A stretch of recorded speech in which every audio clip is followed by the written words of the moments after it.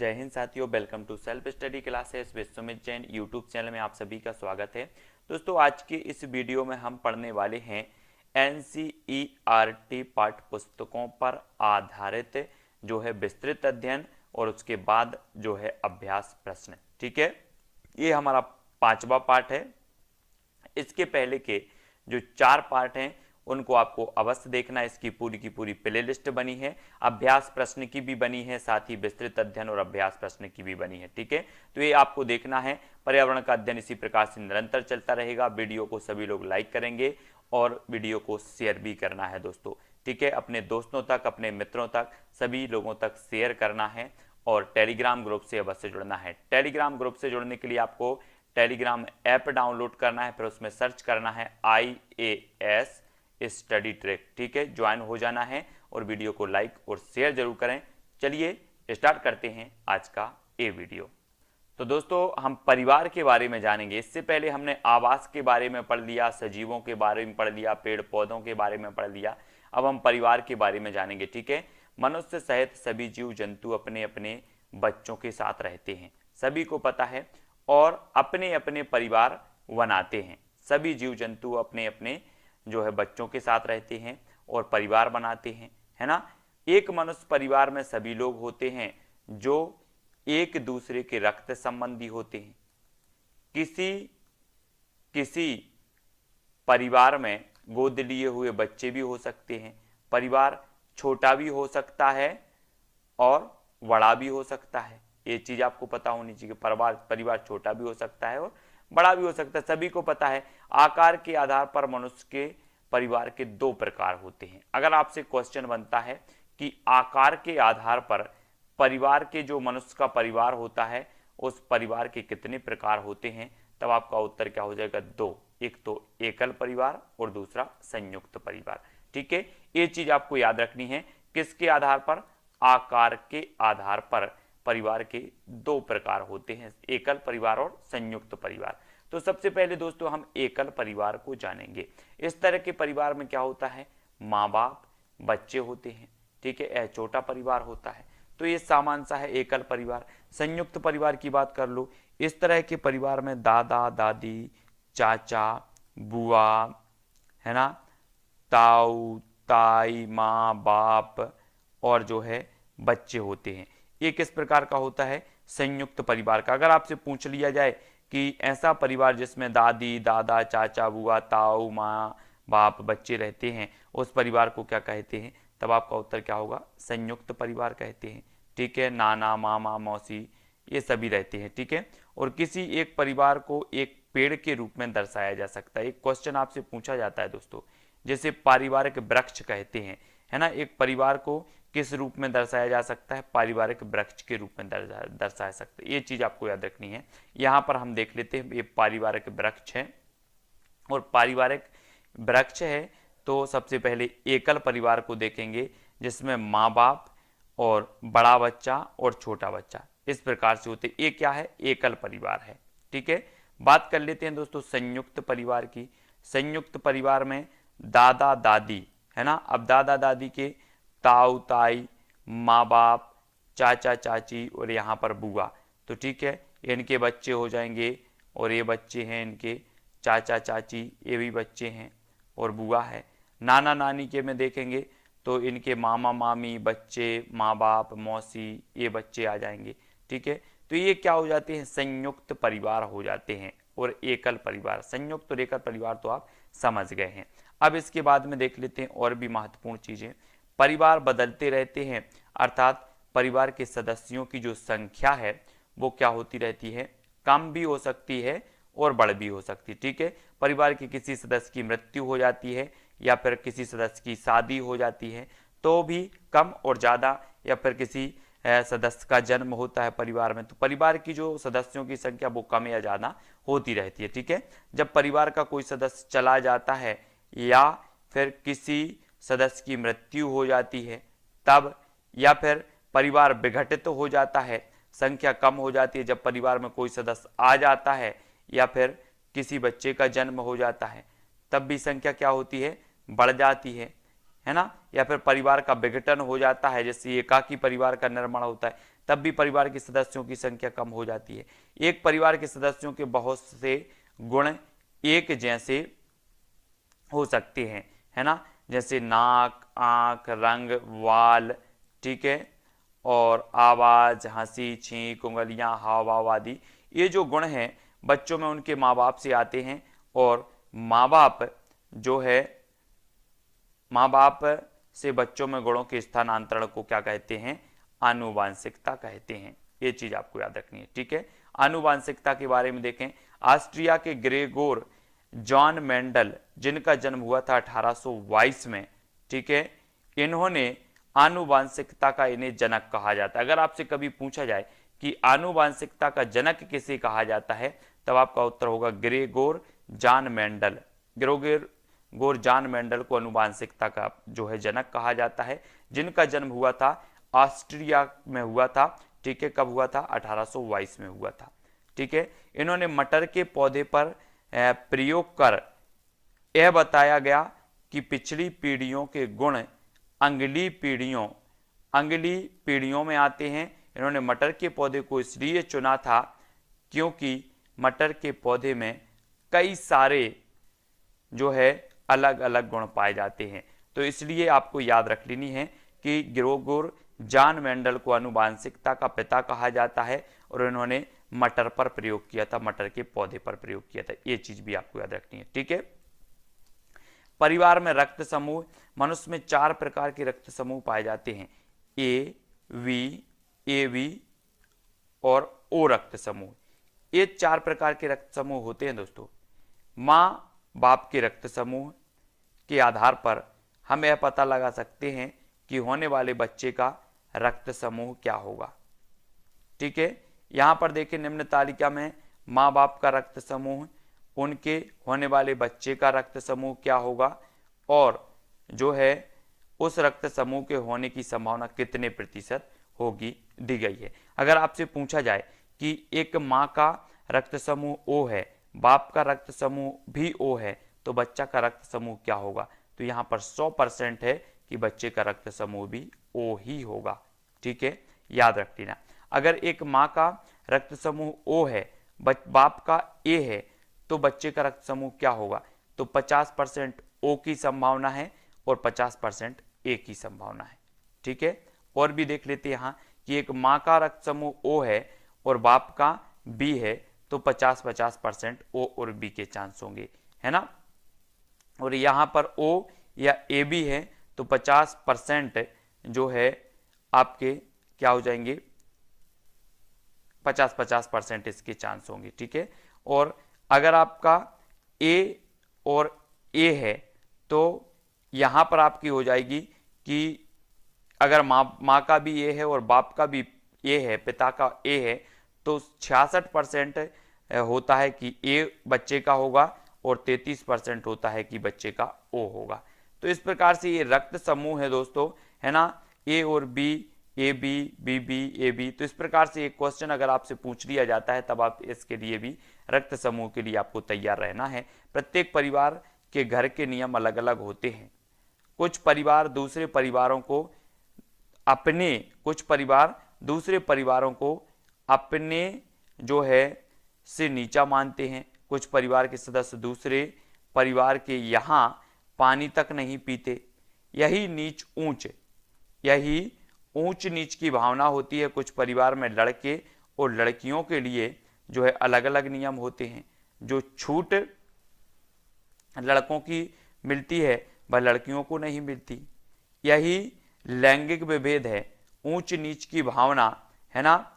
और लैंगिक विभेद किसी भी समाज को सफल नहीं बनाते, ठीक है। अगर समाज को विकसित करना हो तो क्या करना होगा कि भावनाएं समाज में नहीं होनी चाहिए। तो इस प्रकार से ये यहाँ पर दोस्तों यहाँ पर हमें देखना परिवार के कार्य क्या है। परिवार ही बच्चे का पहला स्कूल होता है। बच्चा सबसे पहले परिवार से ही सीखना शुरू करता है, ठीक है। तो ये चीज आपको पता होनी चाहिए। यहीं से बच्चे के समाजीकरण का पाठ शुरू होता है परिवार से। परिवार बच्चे के विकास में मदद करता है। यह माना जाता है कि जैसा परिवार होगा वैसे ही बच्चे का विकास होगा। परिवार के से बच्चे खुशी मनाना और दुख बांटना सीखते हैं। परिवार से बच्चे अपनी संस्कृति को सीखते हैं। परिवार से बच्चे मिलजुल कर रहना सीखते हैं। भारत में लड़कों की शादी की न्यूनतम उम्र जो है 21 वर्ष और लड़कियों की शादी की न्यूनतम उम्र कितनी है, 18 वर्ष है। ठीक है, ये चीज़ याद रखनी है। तो यहाँ पर हमने परिवार के बारे में जाना दोस्तों कि परिवार क्या है, परिवार के विभिन्न नियमों के बारे में जाना, परिवार के प्रकारों के बारे में जाना, परिवार आकार के आधार पर परिवार के प्रकार जाने और परिवार भी अपन ने देखे यहाँ पर। अब हमें यहाँ पर देखना है कुछ अभ्यास प्रश्न कि कितने प्रकार के परिवार होते हैं। अगर आपसे सबसे पहले ये प्रश्न पूछ लिया जाए तब आपका उत्तर क्या होगा, 1 प्रकार के, 2 प्रकार के, 3 प्रकार के या फिर 4 प्रकार के। तब आपको आंसर बताना है कि जो परिवार होते हैं वो कितने प्रकार के होते हैं और आपका बिल्कुल जो सही आंसर होगा वो होगा 2 प्रकार के, एकाकी और संयुक्त। ठीक है, जिस परिवार में दादा दादी, चाचा चाची, ताई बुआ, माँ बाप और बच्चे रहते हैं उस परिवार को क्या कहा जाता है, उस परिवार को कहा जाता है दोस्तों। सभी लोगों का आंसर आने चाहिए फटाफट से और उत्तर आपका हो जाएगा वी यानी कि संयुक्त परिवार। ठीक है, किसी परिवार को दर्शाया जाता है, कैसे दर्शाया जाता है, पारिवारिक वृक्ष से, पारिवारिक चार्ट से, पारिवारिक पाई चार्ट से या किसी से भी। तो किसी परिवार को दर्शाया जाता है तो कैसे दर्शाया जाता है, तब आपका उत्तर क्या होगा, पारिवारिक वृक्ष से, यानी कि जो ए नंबर है वो यहां पर सही होगा। आनुवांशिकता का जनक किसे कहा जाता है, चार्ल्स डार्विन को, अरस्तु को, ग्रेगोर जॉन मेंडल को या फिर अलेक्जेंडर फ्लेमिंग को।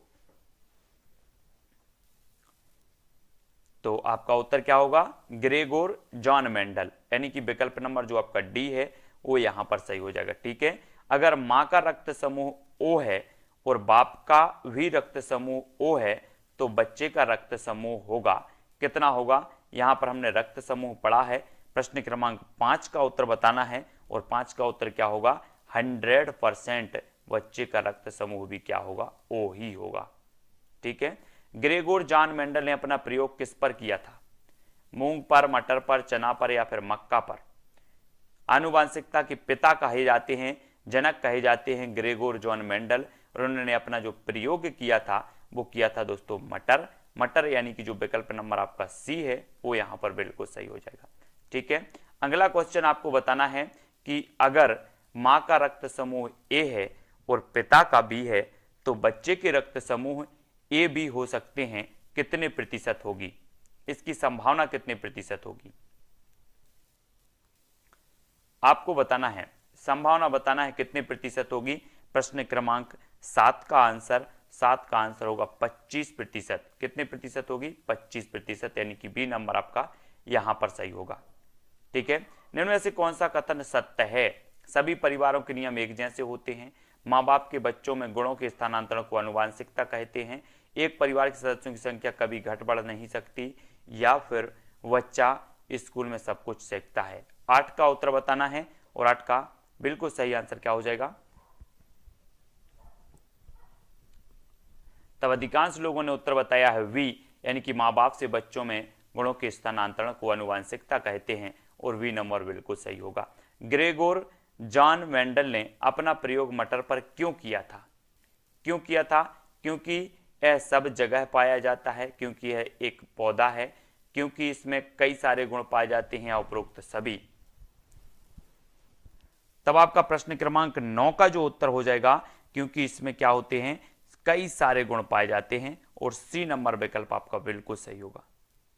ठीक है, अगला क्वेश्चन है, लड़कों और लड़कियों के लिए अलग अलग नियमों से कौन सी भावना पनपती है, ऊंच नीच की भावना, लैंगिक विभेद की भावना, उक्त दोनों या फिर दोनों में से कोई नहीं। लड़कों और लड़कियों के लिए अलग अलग नियमों में कौन सी भावना पनपती है, तब आपका उत्तर क्या हो जाएगा दोस्तों, उत्तर हो जाएगा बी, यानी कि लैंगिक विभेद की भावना, और वी नंबर यहां पर बिल्कुल सही है। ठीक है, बी जिन्होंने भी बताया उनका आंसर बिल्कुल राइट हो जाएगा। अगला क्वेश्चन देख लेते हैं कि बच्चे को समाजीकरण का पाठ कहां से प्राप्त होता है। ये क्वेश्चन पूछा गया है, ये जितने भी क्वेश्चन हैं ये किसी ना किसी टेट एग्जाम में पूछे गए हैं। तो आपको पता है कि बच्चे का जो समाजीकरण का पहला पाठ प्राप्त होता है वो कहां से होता है, परिवार, यानी कि जो ए नंबर है वो यहां पर बिल्कुल सही होगा। एकल परिवार से तात्पर्य है तो क्या तात्पर्य है? वर्ष 1950 के बाद बना परिवार, परिवार जिसमें माता पिता एवं उनके बच्चे, संपूर्ण परिवार जिसमें बच्चे, उनके माता पिता एवं दादा दादी, या फिर केवल पति पत्नी। तो एकल परिवार से क्या तात्पर्य है? प्रश्न क्रमांक है आपका 2 और 2 का उत्तर यहां पर आपको बताना है।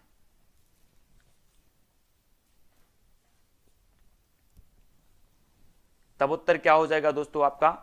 एकल परिवार से क्या तात्पर्य है? तब सभी का उत्तर क्या आया है? परिवार जिसमें माता पिता एवं उनके बच्चे रहते हैं। ठीक है, ये एकल परिवार का उदाहरण या फिर बी नंबर यहां पर सही होगा। अगला क्वेश्चन है दोस्तों, भारत में लड़के और लड़कियों की विवाह योग्य न्यूनतम आयु क्रमशः क्या है? लड़के की बताना है और लड़कियों की बताना है। तो आपको पता है कि लड़के की जो उम्र है वो 21 वर्ष है और लड़कियों की 18 वर्ष न्यूनतम आयु है ये विवाह की। ठीक है, अब देख लेते हैं। और ग्रामीण क्षेत्र के मकानों के ढांचे वहां की जलवायु की स्थिति से संबंधित जो है होते हैं। एक गांव के मकानों के लक्षण नीचे दिए गए हैं। मकान मजबूत बांस के खंभों पर बने होते हैं। अंदर से भी मकान लकड़ी से ही बने होते हैं। मकान जमीन से लगभग 3 मीटर से 3.5 मीटर ऊंचाई पर बने होते हैं, या मकानों की छतें ढालू होती हैं। ग्रामीण क्षेत्रों के मकानों के ढांचे वहां की जलवायु की स्थिति से संबंधित होते हैं। गांव के मकानों के लक्षण नीचे दिए हैं। तब आपका बिल्कुल सही आंसर क्या हो जाएगा? प्रश्न क्रमांक 1 का आंसर क्या हो जाएगा? यहां पर आपको बताना है कि यदि इस गांव में भारी वर्षा होती है तो यह गांव किस राज्य में होना चाहिए? बिहार, असम, राजस्थान या फिर उत्तर प्रदेश? तो हमने पढ़ा है, क्या पढ़ा है कि असम में भारी वर्षा के कारण जो है मकान लकड़ी के होते हैं, बांस के खंभों पर बनाए जाते हैं। ठीक है, 3 से 3.5 मीटर की ऊंचाई पर होते हैं। जिसकी जो छतें होती हैं वो ढालू होती हैं, यानी कि असम में पाए जाते हैं। ठीक है, बी नंबर। निम्न में से कौन सा कीट मधुमक्खियों की भांति कॉलोनी या फिर बस्ती में जो है एक साथ नहीं रहता? तो एक साथ नहीं रहता तो कौन सा नहीं रहता? मकड़ी, ततैया, दीमक या फिर चींटी? तो प्रश्न क्रमांक 2 का उत्तर हमें बताना है।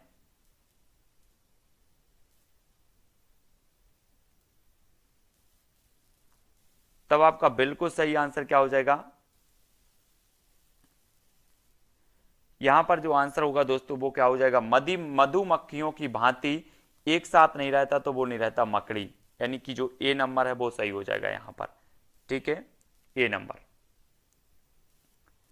अगला क्वेश्चन है, घरों की नीचे दी गई विशिष्टताओं पर विचार कीजिए। निचली मंजिल में कोई खिड़की नहीं, पेड़ के तनों की लकड़ी से बनी ढालू छतें, पत्थर के खंभों पर जमीन से लगभग 10 से 12 फुट ऊंचाई पर बने घर, या फिर पत्थर, गारा और चूने से बनी मोटी दीवारें और लकड़ी के फर्श। अब आपको यहां पर बताना है कि लेह और लद्दाख के घरों में ऊपर दी गई कौन सी विशिष्टताएं पाई जाती हैं। ये 4 विकल्प हैं आपके सामने। लेह और लद्दाख के घरों में बताना है। प्रश्न क्रमांक है अपना कौन सा है? 3, और 3 का उत्तर आपको बताएं, लेह और लद्दाख पूछा गया है क्वेश्चन। और विकल्प नंबर जो सी है ADE, निचली मंजिल में कोई खिड़की नहीं। ठीक है, पत्थर, गारा और चूने से बनी मोटी दीवारें और लकड़ी के फर्श, ये जो हो जाएगा ये विशिष्टताएं इसमें पाई जाती हैं। ADE, सी नंबर आपका सही होगा। निम्नलिखित का अध्ययन कीजिए। कौवा पेड़ की ऊंची डाल पर अपना घोंसला बनाता है। इस घोंसले को बनाने में जो है कई प्रकार की क्या है चीजें, यहां तक कि लकड़ी, शाखाएं, लोहे के तार भी होते हैं। एक चालाक पक्षी भी अपना घोंसला नहीं बनाता और कौवे के घोंसले में अंडे दे देता है। बेचारा कौवा अपने अंडों के साथ इन अंडों को भी सेता है। वह पक्षी कौन सा है? आपको बताना है। कलचिड़ी, कोयल, बसंत गौरी या फिर शकर खोरा? अब आपका जो सही उत्तर हो जाएगा दोस्तों वो कौन सा हो जाएगा? कौन होगा? कोयल। कोयल यानी कि सी नंबर। कोयल अपना घोंसला भी नहीं बनाती और अपने जो अंडे देती है वो कौवे के घोंसले में देती है और कौवा इसको सेता है ना? तो आपका जो सी नंबर है वो बिल्कुल सही होगा। अगला क्वेश्चन है, एस्किमो अपने घर इग्लू का निर्माण बर्फ से करते हैं। इसका क्या कारण है? क्या कारण है आपको बताना है। बर्फ ठंडी हवा और पानी को अंदर नहीं आने देता। बर्फ की दीवारों के बीच मौजूद हवा अंदर की गर्मी को बाहर जाने से जो है रोकती है। या फिर बर्फ मुफ्त में मिलती है, अन्य सामग्री की कीमत अधिक होती है, या ध्रुवीय क्षेत्रों में केवल बर्फ ही उपलब्ध है। तब आपको बताना एस्किमो जनजाति का प्रश्न क्रमांक 5 का उत्तर क्या होगा। एस्किमो जनजाति के आपने घर देखे हैं, और 5 का उत्तर हो जाएगा कि बर्फ के दीवारों के बीच मौजूद हवा अंदर की गर्मी को बाहर जाने से रोकती है, और बी नंबर आपका यहाँ पर बिल्कुल सही होगा। ठीक है, एक क्वेश्चन है दोस्तों, नीचे दिए गया पैराग्राफ पढ़िए जिसमें गांव के एक छात्र ने अपने घर के विषय में लिखा। क्या लिखा है देखो, कि मैं गांव से आया हूं, हमारे गांव में अत्यधिक वर्षा होती है, इसलिए हमारे घर धरती से लगभग जो है 10 से 12 फुट 3 से 3.5 मीटर ऊंचे बने होते हैं। इसमें मजबूत बांस के खंभों पर जो है बनाया जाता है। ये घर अंदर से भी लकड़ी के बने होते हैं। यह गांव होना चाहिए, कहाँ होना चाहिए। प्रश्न क्रमांक अपना 6 का उत्तर है, पूछा गया है क्वेश्चन प्रश्न क्रमांक 6 का, और 6 का आंसर आपका जो हो जाएगा ये कहाँ होना चाहिए, असम। असम यानी कि डी नंबर आपका यहाँ पर बिल्कुल सही होगा। ठीक है, कोई पक्षी पेड़ की ऊंची डाल पर अपना घोंसला बनाता है। ठीक है, यह पक्षी हो सकता है, तो ऊंची डाल पर बनाता है वो पक्षी कौन सा है। प्रश्न क्रमांक 7 का आंसर क्या होगा, सी। ऊंची डाल पर बनाता है तो सी, और ऊंचे पेड़ पर बनाता है तो चील होगा। ठीक है, तो यहां पर सी होगा। निम्नलिखित में से लेह और लद्दाख के मकानों की विशेषताएं चुनिए। लेह और लद्दाख, तो लेह और लद्दाख के मकानों की जो विशेषताएं हो जाएंगी वो हो जाएंगी B, V C D. V यानी कि निचली मंजिल में कोई खिड़की नहीं, सी यानी कि पत्थर मिट्टी और चूने से मीठी दीवारें, और डी यानी कि लकड़ी के फर्श। ये जो हो जाएंगी लेह लद्दाख के मकानों की विशेषताएं हो जाएंगी। निचली मंजिल में कोई खिड़की नहीं, पत्थर मिट्टी चूने से बनी मोटी दीवारें और लकड़ी के फर्श होते हैं। ठीक है, ग्रामीण क्षेत्रों में गाय के गोबर से झोपड़ी की दीवारें और फर्श को किया जाता है, लीपा जाता है। उन्हें चिकना और साफ बनाने के लिए, खुरदरा बनाकर घर्षण बढ़ाने के लिए, या फर्श को प्राकृतिक रंग देने के लिए, या कीड़ों को दूर रखने के लिए। तब सभी लोगों को पता है उत्तर आपका क्या हो जाएगा, ग्रामीण क्षेत्रों में। उत्तर हो जाएगा दोस्तों विकल्प नंबर डी आपका बिल्कुल सही है। ठीक है, एक पुरुष जिसका रक्त समूह ओ है और ए रक्त समूह वाली स्त्री से जो है शादी करता है, उसके पहले बच्चे के रक्त समूह ओ होने की संभावना है तो कितनी है। जल्दी से बताएं प्रश्न क्रमांक 10 का आंसर। तो उसके पहले बच्चे के रक्त समूह ओ होने की जो संभावना है वो 50% है, यानी कि ए नंबर आपका बिल्कुल सही हो जाएगा।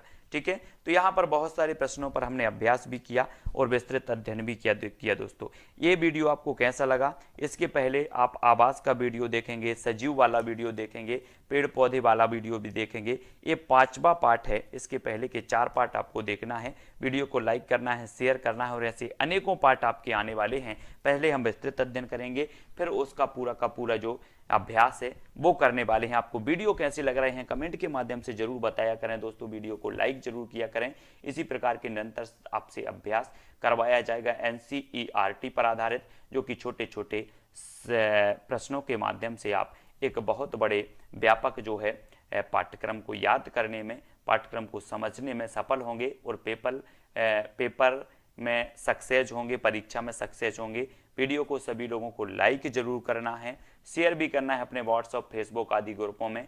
ठीक है, तो आज के वीडियो के लिए बस इतना ही। जय हिंद।